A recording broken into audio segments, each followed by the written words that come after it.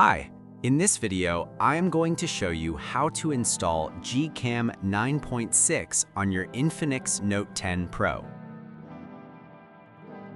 Step 1. Tap the first link in the description to open the article.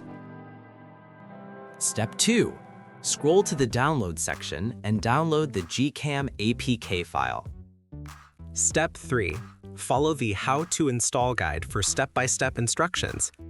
A video guide is also available. That's it. Don't forget to visit the article for complete instruction in APK file. Lastly, here's some GCam versus stock camera app comparison.